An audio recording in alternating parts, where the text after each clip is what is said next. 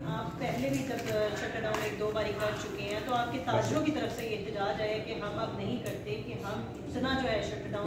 Madam अल्हम्दुलिल्लाह, सुने मेरी बात सुने, मुजफ्फराबाद का जो इलेक्शन हुआ ना, ये आज मीडिया के पे मैं दोबारा रिपीट कर रहा हूँ कि पूरे पाकिस्तान में इतना बड़ा वोट बैंक कहीं नहीं है। हमारा वोट बैंक है 12,500 का, और ये वो बोर्ड बना जिसके अंदर डिप्टी कमिश्नर, एसएसपी, सदर प्रेस क्लब और सदर बार और सिविल सोसाइटी का एक बंदा है। ये वो बोर्ड है जिसको कोई चैलेंज नहीं कर सकता।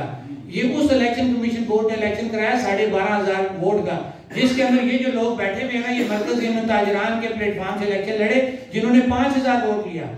7,500 वोट पोल हुआ, 5,000 वोट लिया। हमारा कुछ एमओयू साइन हुआ है, उस एमओयू के मुताबिक जो हारा का ग्रुप है ना वो अपनी तंजीम का नाम इस्तेमाल कर सकता है, ना मुतवाजी तंजीम बना सकता। सुने सुने सुने, मैं आपको बता रहा हूँ ना, मैं उसी करवा रहा हूँ कि जो बात आपने की उसके पीछे ये बैकग्राउंड है कि जब इतना बड़ा मैंडेट किसी के पास होगा ना, मेरी मुराद मैं नहीं हूँ, ये लोग हैं। तो मेरे ख्याल से जो हमने 2 शटर डाउन किए वो आपने देख लिए, और इंशाल्लाह ये नोट करके आप रख लें कि जिस दिन अगली कॉल देंगे आपको फिर पूरा आजाद कश्मीर बंद मिलेगा। ये खाली ताजरों का मसला नहीं है मैडम, ये आपका भी मसला है। सस्ती बिजली आपको भी चाहिए, सस्ता आटा आपको भी चाहिए।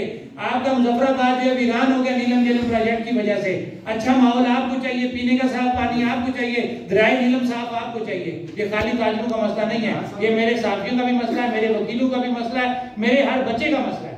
लिहाजा ये आप सोचे भी ना कि जिस दिन हम कॉल दें और मुजफ्फराबाद ना बंद हो, तो मेरे ख्याल से हमें ये काम ही छोड़ देना चाहिए।